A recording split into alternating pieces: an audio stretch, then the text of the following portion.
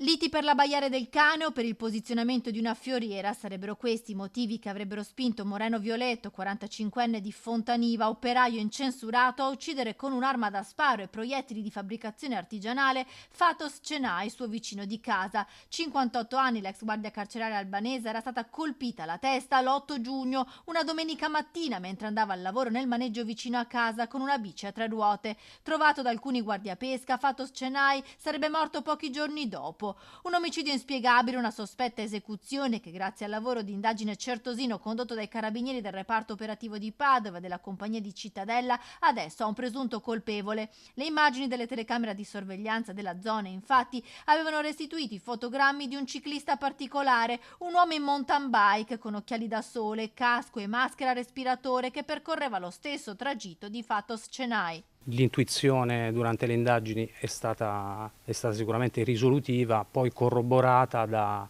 tutti gli altri accertamenti, abbiamo visto anche di natura balistica, merceologica e chimica da parte del RIS. Il travestimento molto particolare, poi in quella giornata di giugno, l'8 giugno, in cui il clima era abbastanza mite, ci ha portato a fare verifiche proprio sulla particolare tipologia di travisamento, quindi questa maschera respiratore, questi manicotti con tatuaggi. Cercando di ricostruire la possibile catena di acquisto del materiale, i carabinieri sono riusciti a risalire al compratore che su un noto sito online aveva acquistato il materiale, il colore per camuffare la bici, manicotti per le braccia con disegni che riproducevano finti tatuaggi, ma anche materiale per costruire parti di armi da fuoco e ogive in modo artigianale. Nella capannone dell'uomo, rivelatosi il vicino di casa di Fatos Cenay, con cui i rapporti erano tesi, a luglio i carabinieri hanno eseguito una perquisizione. Grazie ai riscontri dei RIS di Parma, la polvere da sparo trovata sulla bici del killer e su quella del corpo della vittima sono risultate le stesse.